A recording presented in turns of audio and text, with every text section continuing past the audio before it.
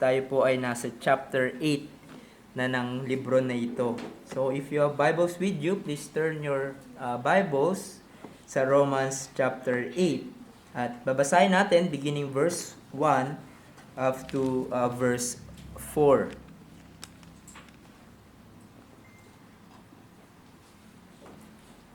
Ayan niyo pong basahin ko sa ESV. Sabi po dito, "There is therefore now no condemnation for those who are in Christ Jesus. For the law of the Spirit of life has set you free in Christ Jesus from the law of sin and death. For God has done what the law, weakened by the flesh, could not do, by sending His own Son in the likeness of sinful flesh, and for sin, He condemned sin in the flesh, in order that the righteous requirement of the law might be fulfilled in us who walk not according to the flesh, but according to the Spirit." Tayo po ay manalangin at muling humingi ng tulong sa ating Diyos. O aming dakilang Diyos, nagpapasalamat po kami muli sa pagkakataon na maririnig po namin ang tinig ng aming Panginoong Hesus mula sa pangangaral ng inyong salita. Kinikilala po namin ang aming kahinaan. Kinikilala po namin na kung wala po kayo, Panginoon, ay maaaring humantong sa walang kabuluhan ang maaaring pag-aralan namin sa umagang ito. Patuloy kami na nagsusumamo sa inyo na tanggalin niyo po ang mga kaliskis ng aming mga mata na patuloy na nagtatabon upang hindi namin makita ang katotohanan at ma-appreciate ng kagandahan ng ginawa ng aming Panginoong Hesus. Tulungan niyo po kami, Panginoon, dahil alam namin marami pong maaring mag-distract sa aming isip, sa aming puso, sa aming paligid, Panginoon. And so we need the help of the Holy Spirit in our midst. Sana po ay makapangyarihan siyang kumilos sa amin. Nawa ay tulungan niyo po ang inyong abang lingkod sa kanyang pangangaral. Kayo po ang kanyang maging kalakasan sa kanyang kahinaan. Kayo po ay kanyang maging tulong, Panginoon, at i-lead niyo po kami sa katotohanan. Sa lahat ng ito ay kayo ang maluwalhati sa pangalan ni Jesus. Amen. One author said, if Holy Scripture was a ring, and the epistle to the Romans a precious stone, chapter 8 would be the sparkling point of the jewel. Maraming mga commentaries ang nangingibabaw sa kanila na ang chapter 8 of Romans, nangingibabaw sa kanila yung chapter 8 of Romans kesa sa ibang chapters ng Romans.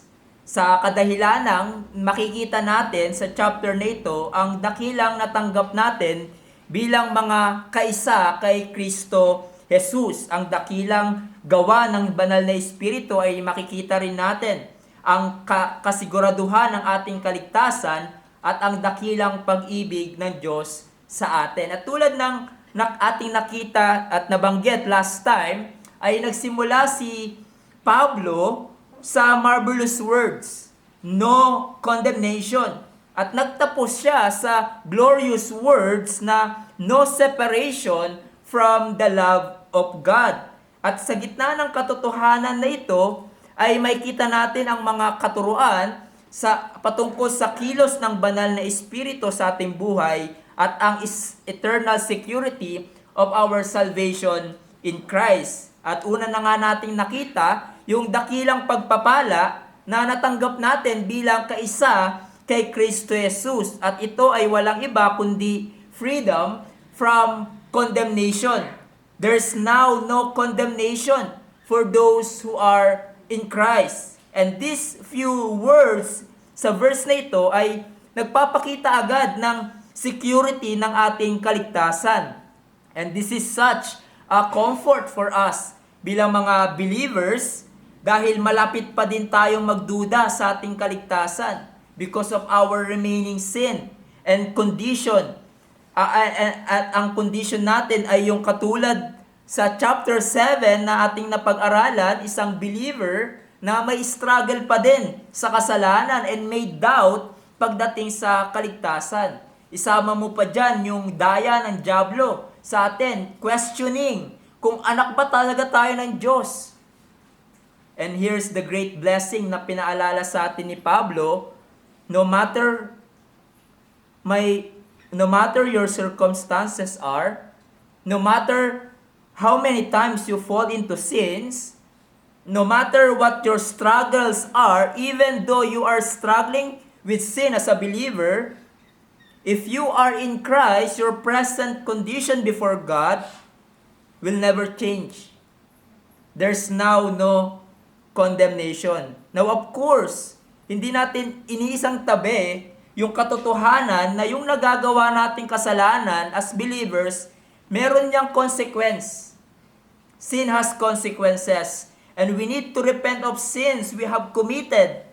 It does not mean na dahil wala ng kondemnasyon sa atin, ay magpapatuloy tayo sa paggawa ng kasalanan sa buhay na ito. In fact, may kita natin sa ating text na ang tunay na pinalaya sa kondemnasyon will not continue living in sin or according to the flesh, but according to the Spirit. So now in verse 2 to 4, dito ipapaliwanag ni Pablo sa atin ang mga rason kung bakit wala ng condemnation sa atin. Why? There's now no condemnation for those who are in Christ. Ang mga reasons na sasabihin ni Pablo ay napaka-glorious. Dahil may kita natin na yung triune God, Father, Son, and the Holy Spirit ay involved in setting us free from condemnation. So there are three headings I want us to consider. First, God, the Holy Spirit, set us free in Christ from sin and death.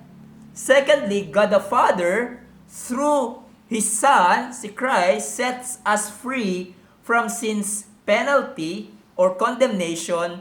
And lastly, God, the Holy Spirit, who gives life, help us to live in obedience to the law. So first of all, God, the Holy Spirit, sets us free in Christ from sin and death. So sa liwanag ng katotohanan na wala ng condemnation for the believers, in verse 2, dito ay unang pinaliwanag ni Pablo yung unang rason kung bakit hindi na tayo nararapat sa condemnation. Yung salitang for, in verse 2, explains kung papaanong hindi na tayo papatawan ng condemnation. Sabi doon, for the law of the Spirit of life has set you free in Christ Jesus from the law of sin and death.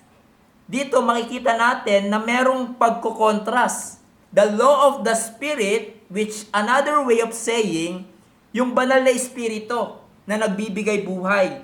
The Holy Spirit gives life to our dead soul and continues to strengthen us or give life for us to overcome the remains of sin.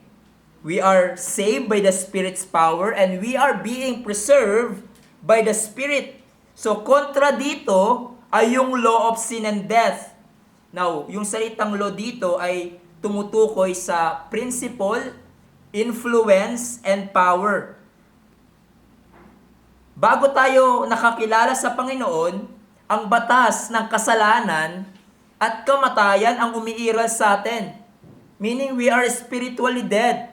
We are under sin's power and its consequences.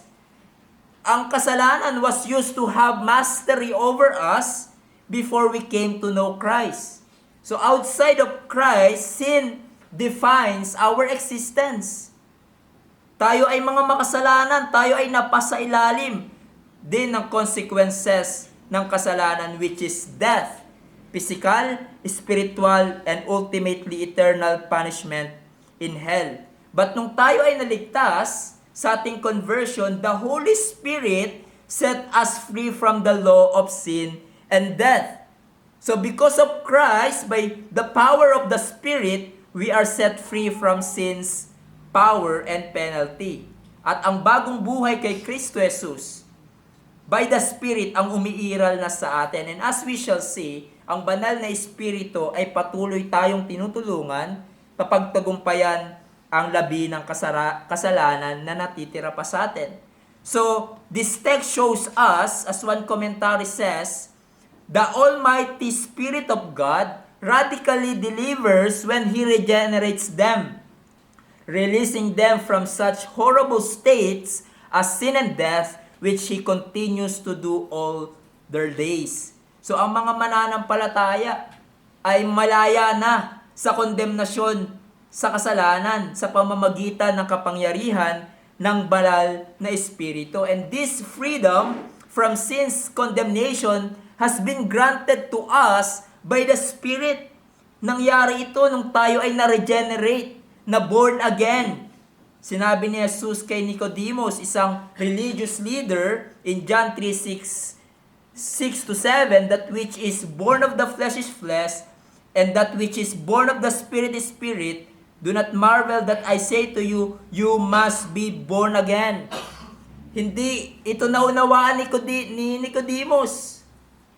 Paano mangyayari na ipapanganak siyang muli? Yung mindset niya, literal, physical. Then, sinabi ni Jesus in verse 8, the wind blows where it wishes, and you hear its sounds, but you do not know where it comes from or where it goes. So it is with everyone who is born of the Spirit. In other words, born again experience, ang regeneration, kilos ito ng banal na Espiritu, at katulad ng hangin, it cannot be controlled, seen and understood, but makikita mo lamang ang epekto nito. And so like the wind, you cannot see the Spirit as He regenerates the dead person. Rather, you can see only the effects of regeneration, and that is profession of faith, repentance, and evidence of a changed life. In John 6:36, Jesus also said about the work of the Spirit, at sinabi niya, it is the Spirit who gives life, and the flesh is no help at all. In other words, sabi ni Jesus, na yung pagkakaroon ng bagong buhay, pagkakaroon ng bagong puso na nagmamahal at nagtitiwala kay Jesus, ito ay kilos ng banal na Espiritu sa isang patay na kasalanan. Then once a sinner ay na-regenerate, may kita din natin sa katuruan ng salita ng Diyos, the Holy Spirit become the possession of every child of God. Ang banal na Espiritu ay nananahan na sa buhay ng mga mananampalataya. At sa bagong buhay na ipinagkaloob sa atin ng banal na Espiritu, we are being changed. He works in us and help us to be victorious over sin. As one writer puts it in this way, this new life in the Spirit works after regeneration by giving us the power to overcome sin daily. Sin still tries to hold us down, but the life that comes from the indwelling Spirit gives us the power to soar above sin and the resulting death. And so, yan ang isa sa mga rason kung bakit wala ng condemnation para sa mga believers. Binigyan tayo ng bagong buhay, ng banal na Espiritu, binago niya ang ating matigas na puso. It is the Spirit who gives life. The flesh is no help at all. Yung hindi natin magawa sa ating sarili bilang mga makasalanan ay nagawa by the Spirit. Sa ating sarili, hindi natin kayang baguhin ang ating sarili. Kahit anong pagsisipag natin, kahit anong gawing disiplina natin, hindi natin kayang baguhin ang ating sarili. Hindi natin kayang makawala sa tanikala ng kasalanan. Kahit gaano ka karelihiyoso at ginagawa mo ang mga bagay na ginagawa rin ng mga tunay na Christians, it cannot deliver you from sin's power and penalty. Gawin mo man ang lahat ng mabubuting bagay dito sa mundo, it cannot set you free from sin and death. No amount of good works and religiosity can set you free from the law of sin and death. Kinakailangan mo ng bagong buhay, imparted by the Holy Spirit. Kinakailangan mong maborn again. Katulad ng katulad ng iyong pisikal na kapanganakan, ay wala ka ditong ambag, ganun din sa spiritual na kapanganakan. Wala ka ditong ambag. In regeneration, hindi ito 50% your work and 50% work of the Spirit. No, it's all of the Spirit. He is the one who gives new life to a dead sinner. And along with this new life, granted by the Spirit, comes justification from all your sins. So without the work of the Holy Spirit imparting new life in us, there is no freedom from condemnation. But thank God, praise the Holy Spirit who overcome our rebellion and resistance sa Diyos. And He gave us new life, a life that set free from sin's penalty. And that leads us to the second reason kung bakit wala ng condemnation para sa atin.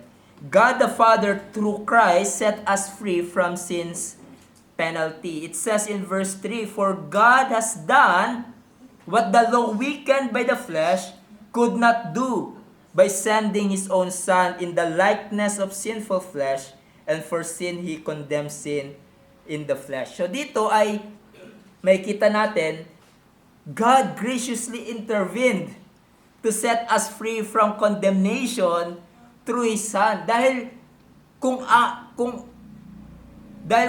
ano ang hindi kayang gawin ng batas, sabi diyan, ay ginawa ng Diyos. Ano ba yung hindi kayang gawin ng batas? Ng moral na batas ng Diyos? Yung justification and salvation. And again, yung salitang law dito refers to the moral law of God. So hindi na siya power or influence, but the moral law of God, ang 10 utos. So kung kanina the word law refers to principle, in verse 3, the word law refers to the 10 commandments. So it says that, "For God has done what the law weakened by the flesh could not do." At nakita natin sa mga nakalaan na pag-aaral na yung batas ng Diyos, it is good, katulad ng binanggit ng ating kapatid. It is good, holy, and righteous. There's a good use of the law for unbelievers and to believers. Para sa mga hindi mananampalataya, ang batas ng Diyos ay ipapakita sa iyo yung pagiging makasalanan at nararapat ka sa parusa ng Diyos. The law shows yung tindi ng ating kasalanan. At kung ganito ito, at kung gaano ito kasuklam-suklam sa harap ng Diyos. The law shows we need a Savior. Or else we are doomed because we fall short of God's perfect standard. The law cannot cleanse us from all our sins, but it shows how much cleansing we need. One writer puts it in this way: the law could call us to holiness, but it could not make us holy. It could terrify, but it does not have the power to justify. It could condemn, but could not cleanse or cause us to stop sinning. At ang problema pa, sinabi sa ating text, God has done what the law weakened by the flesh could not do. Meaning, our fallen, sinful nature unable to keep the law. Sa ating pagiging makasalanan, hindi natin kayang maabot yung nire-require ng batas ng Diyos. Sinners are incapable of obeying the law of God that pleases God. And so, isang kamangmangan na ituring nating paraan ng kaligtasan ang pagsunod sa batas ng Diyos. The law cannot save sinners. And the sinners are incapable of obeying the law. And that's the bad news, is it not? Dahil nagpapakita ito ng ating kawalan ng pag-asa para maligtas. But here's the good news na sinabi sa ating text. By sending His own Son in the likeness of sinful flesh, and for sin He condemns sin in the flesh. And that, my friends, a gospel in a nutshell. Yung hindi natin kayang gawin, ang Diyos ang gumawa ng paraan.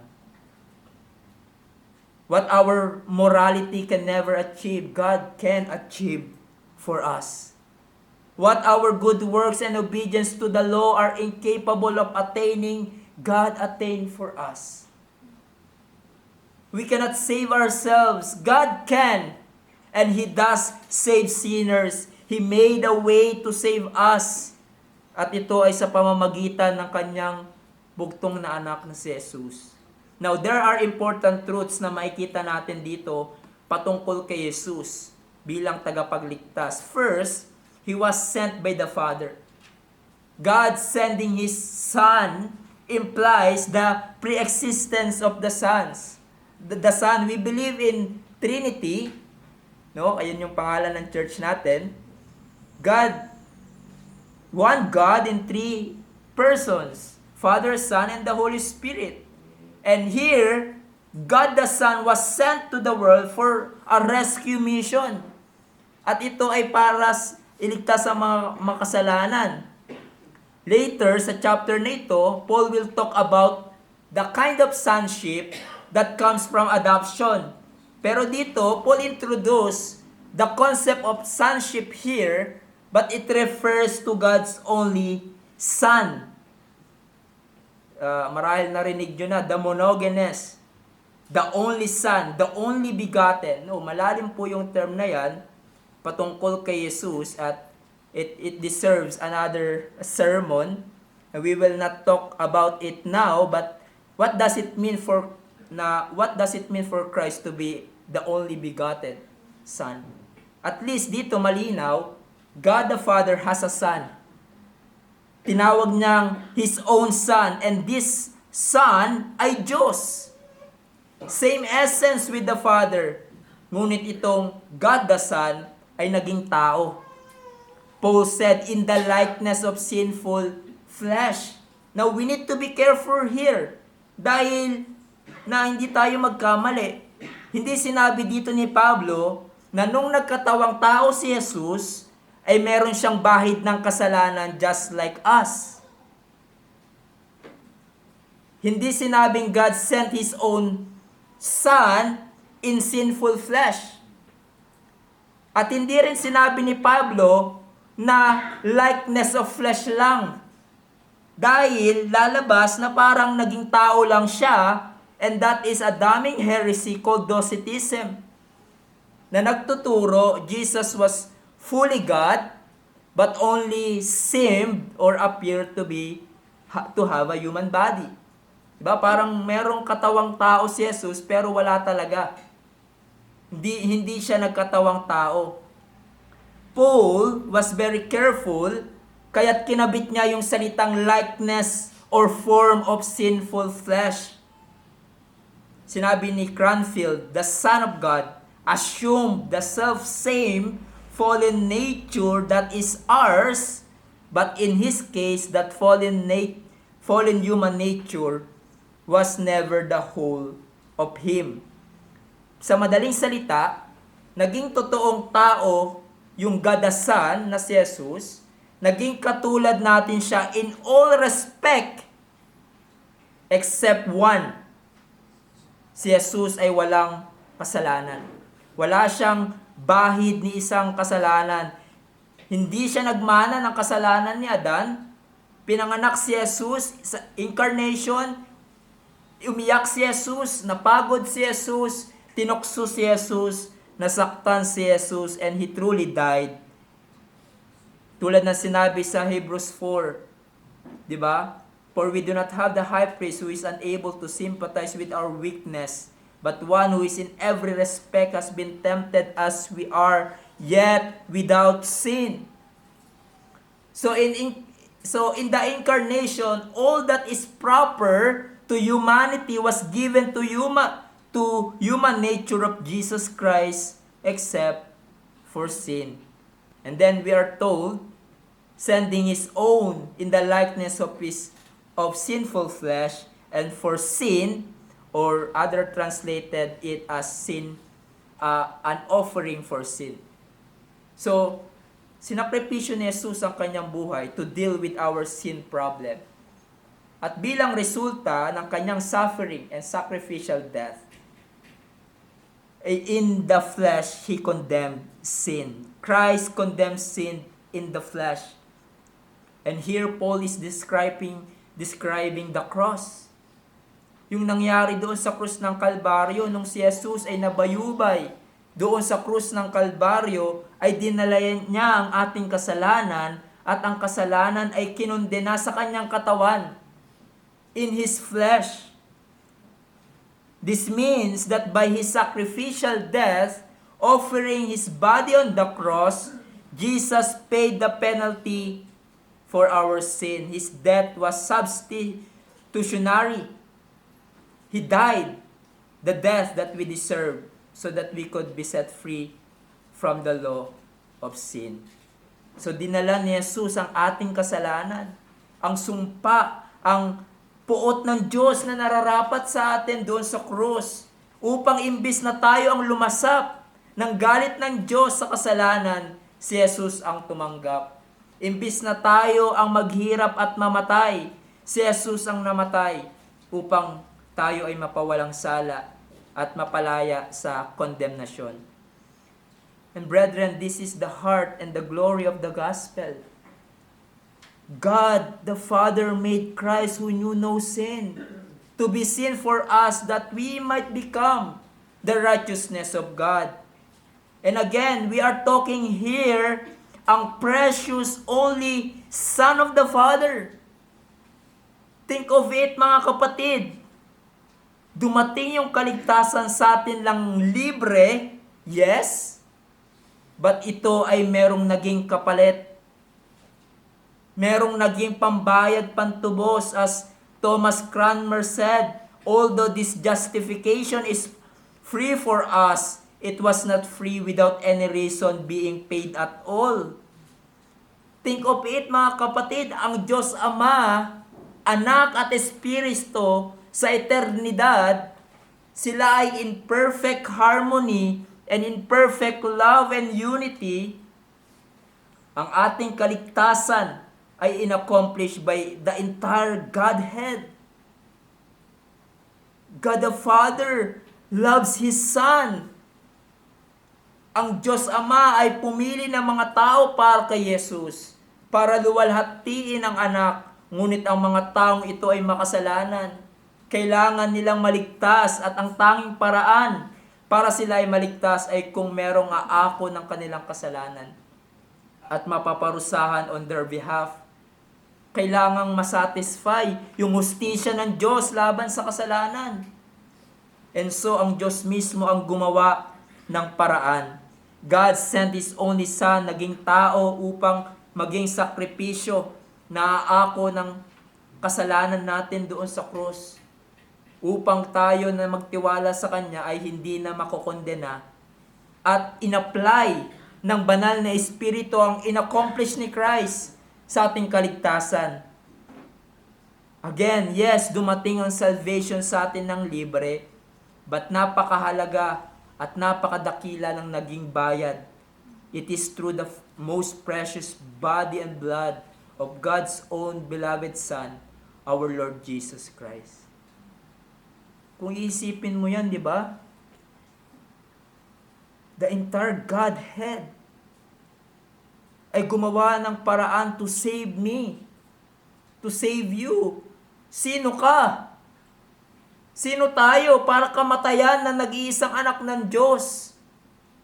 Sino tayo para ang Diyos anak ay magkatawang tao at danasin ang paghihirap at kamatayan na dapat tayo ang dumanas dahil tayo ang nagkasala? The question every thankful Christian should ask is this: why did my Savior bleed?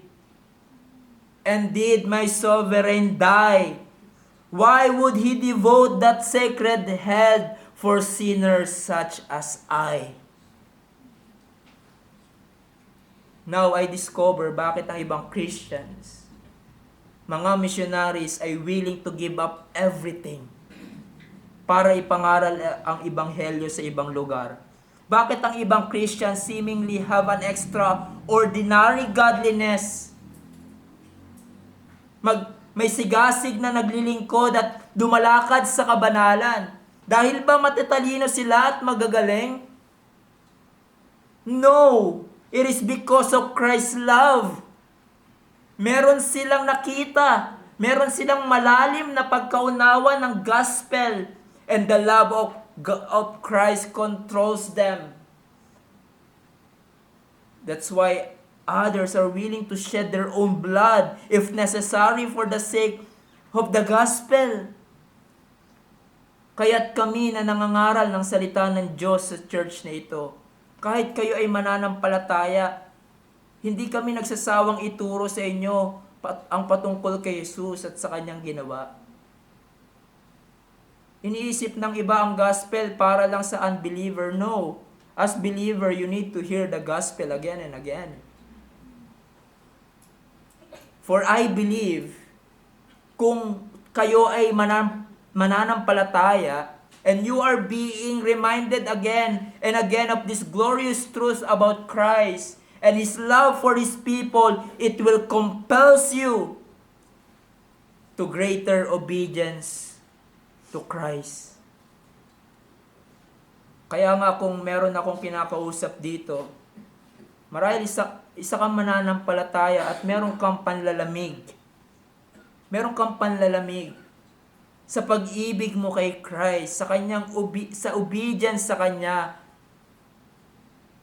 You are now characterized as you abandon your first love. My challenge to you is that first of all, repent. Dahil wala namang ibang nagdudulot ng paglalamig ng ating love for Christ kundi yung ating unbelief at kasalanan. But also remind yourself of the love of Christ for you. Refresh yourself of Christ's death and resurrection.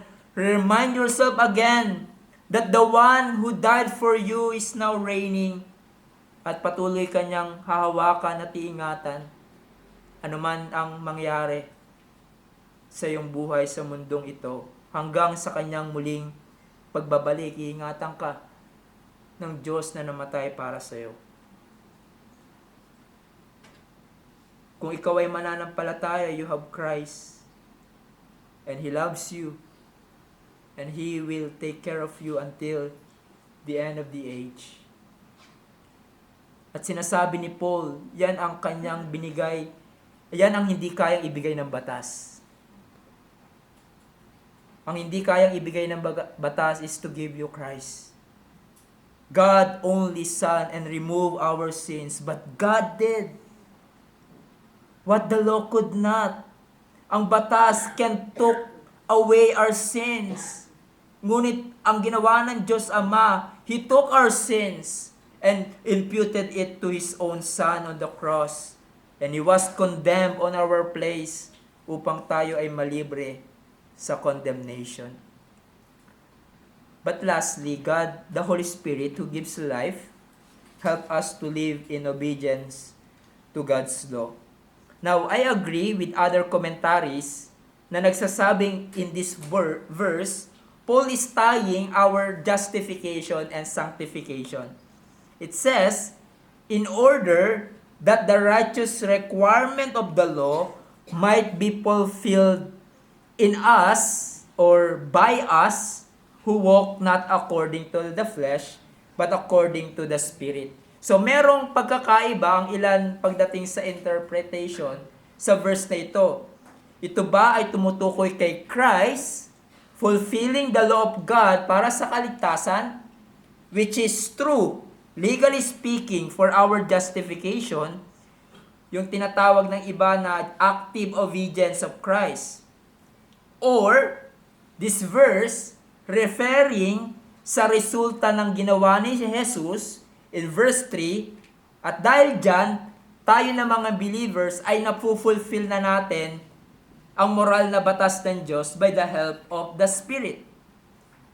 And so I take the latter interpretation na pinapakita dito ni Apostle Paul, yung gracious act of God pardoning us from the judgment of the law, ito ay sa pamamagitan ng sacrifice ni Christ on the cross, and bilang resulta, we receive the ability to keep the law by the Spirit. Kaya yung ibang translation, sabi doon, that the righteous requirement of the law might be fulfilled by us.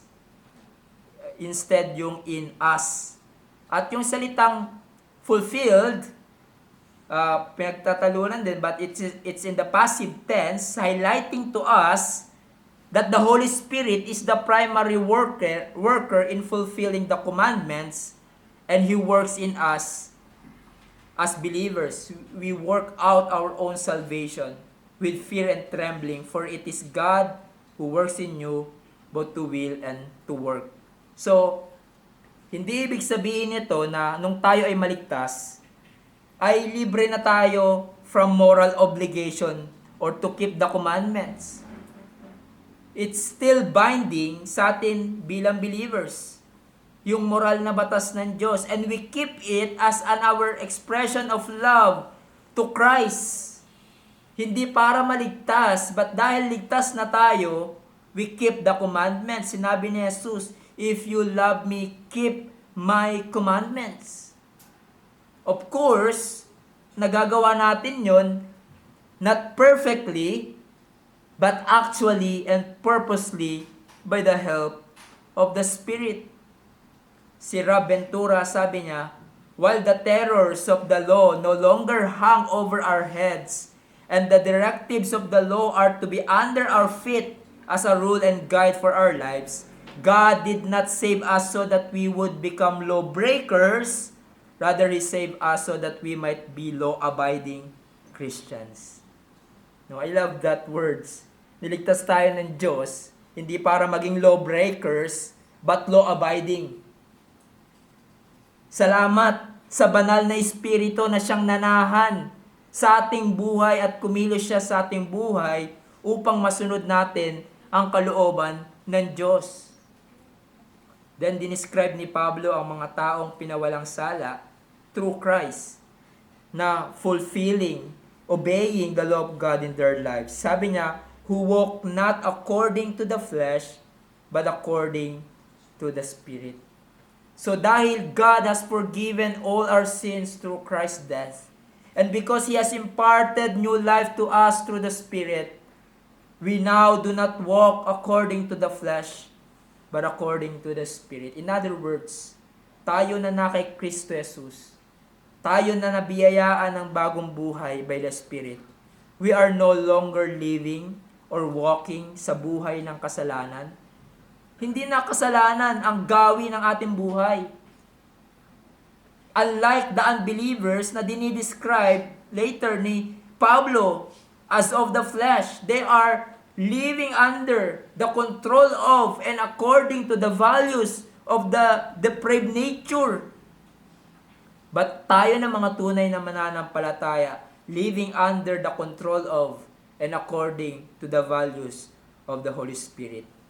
Meaning, we are being governed by His guidance, we are being governed by His will, na matatagpuan sa Kanyang salita. Ang isa sa mga difference ng unbeliever sa believer is that ang mga unbeliever ang nag-govern ng kanilang buhay, ng kanilang desisyon sa buhay ay yung mga makamundong pananaw, philosophy ng mundo. Ngayon nga, dahil sa internet, yung nag-govern ng desisyon ng iba sa kanilang buhay ay yung sinasabing mga sikat na influencers. Sa ating panahon, di ba? Yung mga sikat sa Facebook or anumang social media platforms, but we who are believers, ang salita ng Diyos, ang kalooban ng banal na Espiritu ang siyang marapat na go-govern ng ating buhay, ng ating pag-iisip at desisyon. And as we walk by the Spirit and His Word, our lives will increasingly be distinguished by the fruit of the Holy Spirit. So dito nakita natin ang reasons binigay ni Pablo kung bakit tayo na kay Jesus ay hindi natatanggap ng condemnation. Napakadakila ng katotohanan na ito. Dahil as we have seen, the triune God ay involved to free us from condemnation. And so bilang mga hamon sa atin, for us believers, let us praise the triune God, the Father, the Son, and the Holy Spirit, who work together in perfect harmony for our redemption. Nakita natin kung paanong kumilos ang Diyos Ama para sa ating kaligtasan. Pinili niya tayo in Christ para sa kaligtasan before the foundation of the world. Pinadala niya ang kanyang kaisa-isang anak upang maging bayad pantubos para sa ating kaligtasan. At ang Diyos anak na si Jesus, nagkatawang tao, sinunod ang kalooban ng Ama to save His people from their sins. He accomplished our redemption. At ang banal na Espiritu nilapat ang kaligtasan na inaccomplish ni Christ. He gave us new life and now we are able to walk in obedience to God and His commandments. Our salvation is Trinitarian work. Ganon kadakila ang ating kaligtasan. Kinilos ito ng God the Father, Son, and the Holy Spirit. And so we thank God, our God, one God in three distinct persons. Seek the help of the Holy Spirit so that we could live as God would have us to live. Hingin natin ang tulong at kapangyarihan ng banal na Espiritu na siyang ating sanctifier, na siyang nagpapabanal sa atin upang mamuhay tayo sa kalooban at pagsunod sa batas ng Diyos. Kapatid, huwag kang magdepende sa iyong sariling disiplina, sa iyong sariling lakas at husay sa paglakad mo bilang mananampalataya. You are going to fail if you do that. Every day of our life, as a Christian, we desperately need the help and the power of the Holy Spirit. At gamitin natin yung mga kaparaanan na pinagkaloob sa atin ng Diyos upang tayo ay lumakad ng nararapat sa Kanyang harapan. And thank God, hindi tayo iniwan ng Diyos sa ating sarili para patakbuhin ang ating Christian life. That would result to a failures and misery. Thank God we have the means to walk in obedience to Him. Andyan ang salita ng Diyos, andyan ang pananalangin, andyan ang means of grace. At hindi lamang yon, andyan din ang ating comforter, the Holy Spirit, to empower us to live in obedience to God. Sa araw-araw ng iyong buhay, kapatid, ask the help of the Holy Spirit. Pray to Him, Lord, I need you every hour. I need your grace. Kung wala ang iyong tulong, my day would be a mess. Remember mga kapatid, we are dependent child of God. We are dependent sa Kanyang tulong every day and every hour. And so my question to you, are you regularly ask the help of the Spirit to enable you to walk in obedience to God? Sa araw na binuksan muli sa iyo ng Diyos, hindi ba totoo na malakas ang tendency natin na umasa tayo sa ating sariling galing at lakas sa ating Christian life? Sa ating trabaho, sa inyong family, sa inyong personal na buhay. Iniisip natin, nagawa ko na yan, napagdaanan ko na yan, napagtagumpayan ko na yung kasalanan na yan. And so we don't ask in prayer the help of the Spirit. Kung tatanungin ko kayo bago kayo pumunta sa church, nanalangin ba kayo? Natulungan kayo ng banal na Espiritu na buksan ang inyong mga mata upang makita ang katotohanan? Or baka we get presumptuous. Alam ko na yung ipipreach ni pastor. O baka sa isang banda, sa ibang mga believer, iniisip nila, hindi, mahusay magpaliwanag yung pastor namin. Talagang makukuha namin yung sinasabi niya. Remember mga kapatid, gaano man kahusay ang mga ngaral, gaano man ka-exegetically correct Ang kanyang pagpapaliwanag ng passage without the power of the Holy Spirit in the preached word, it gives no life to us. Yes, intellectually, baka mabusog tayo, but it has no impact whatsoever in our Christian growth. It is the Spirit who gives life, and the flesh has no help at all. Minsan, maririnig nyo sa akin na pinapanalangin sa pulpit, Lord, would you please speak a better sermon to your people than the one I have prepared. Dahil alam ko na kahit ilang oras, araw, i-google ko to prepare a sermon, kung hindi ito kasihan ng banal na Espiritu, maaari itong humantong sa walang kabuluhan. I am so dependent upon the power of God, upon the power of the Spirit, for it is Him who causes enlightenment and spiritual growth. Ganun din sa inyong Christian life, mga kapatid. Sa inyong sanctification, don't trust yourself. Always rely upon the power of the Holy Spirit as you do your duties. Lalo na pagdating sa pagpatay ng labi ng kasalanan. Later sasabihin ni Pablo in verse 13, for if you live according to the flesh, you will die. But if by the Spirit you put to death the deeds of the body, you will live. Bakit kailangan natin ng tulong niya? Kasi tayo mga believers, madalas hindi matuto-tuto. Bumagsak na tayo sa kasalanan. Yung iba, nadisiplina na ng Panginoon o dinala na tayo ng Diyos sa isang sitwasyon para matuto tayo, and yet we fall back to that sin again and again. Ang tigas ng ating puso. Na-rebuke na tayo ng salita ng Diyos. Kinorek na tayo ng Diyos. Or perhaps through our brethren, and yet still do yung mga bagay na kinokorek sa atin ng Panginoon at taliwas sa kanyang kalooban. Mga kapatid, I urge you, ask the Spirit's help and power in your Christian walk.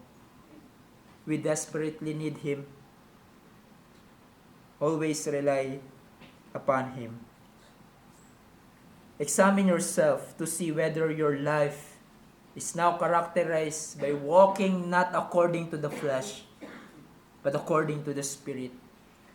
Ito ay mahalagang tanong para sa inyo. Hindi ibig sabihin ito na ang mga believers, as those who walk according to the Spirit, ay mga perfect, na hindi na sila nagkakasala o nahuhulog sa kasalanan. But you need to ask the question, ikaw na nagsasabi na mananampalataya ka kay Jesus, ang pattern ba ng iyong buhay by God's grace ay paglakad sa kabanalan? Ang pattern ba ng iyong buhay ay pagsunod sa salita ng Diyos? Seeking to honor God in your thoughts, in your words, and in your actions? Ang buhay mo ba ay merong pagkalungkot sa nagagawa mong kasalanan? Dahil yan ang ebidensya ng mga taong tunay na namumuhay according to the Spirit. Yan ang ebidensya na tunay kang mananampalataya and you possess the Holy Spirit in your life.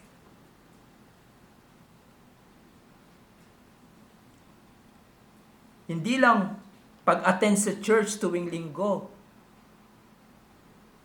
at pag-upo dito at pakikinig sa preaching, ang ebidensya ng tunay kang ligtas. Dahil I'm telling you, even an atheist can do that. Hindi rin ang ebidensya na tunay kang ligtas, katulad ng pinapauso ng iba na kung kaya mo mag-perform ng miraculous gifts, Kaya mong mag-speak in tongues and mag-prophecy, etc. I'm telling you, even the devil can do that. And can do better than you can. Yan ba ang ebidensya that you are walking according to the Spirit? No, the fruit of the Spirit is love, joy, peace, patience, kindness, goodness, faithfulness, gentleness, and self-control.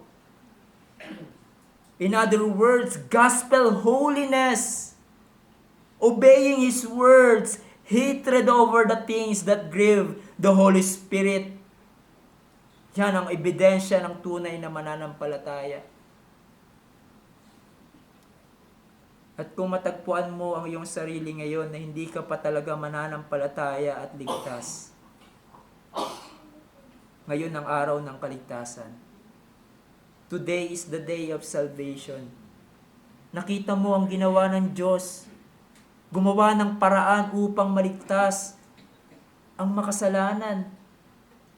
Sa malaki mong problema na kasalanan, ang Diyos ay gumawa ng paraan. At ito ay sa pamamagitan ni Jesus who was condemned on the cross.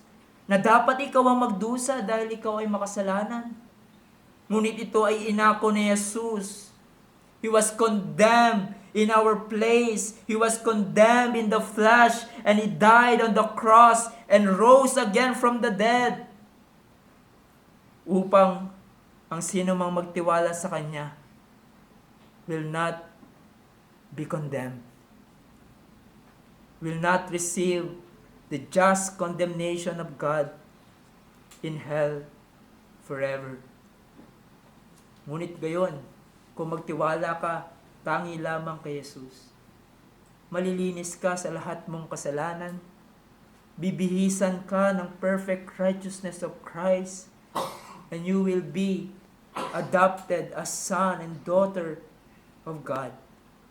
And so again, we plead to you, my friends, come to Christ, run to Him, and trust Him, and you will be saved. You will have an eternal life. Kayo'y manalangin.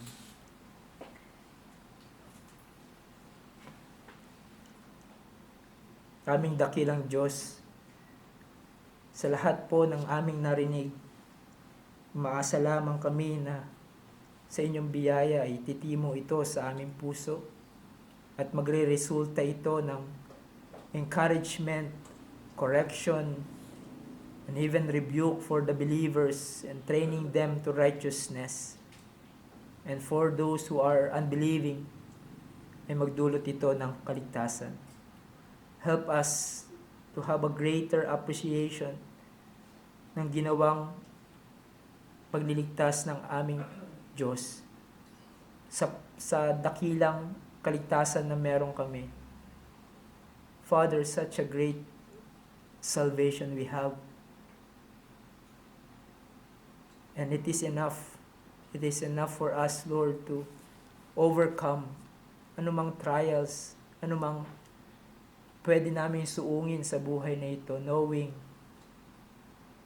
na kami ay iyong inibig, kami ay iyong minahal, at secure ang aming kaligtasan sa inyo. Nawa, Panginoon, ang katotohanan na ito ay hindi lang magdulot sa amin ng greater appreciation of what you have done sa aming kaligtasan, but it will lead us to pursue more and more holiness and godliness sa amin bilang mga mananampalataya. Knowing, Lord, that you first loved us. And so, we pray na ma-apply namin ang mga katotohanan na ito na aming narinig by the power of the Holy Spirit. Salamat po sa reminder na ito in Christ's name.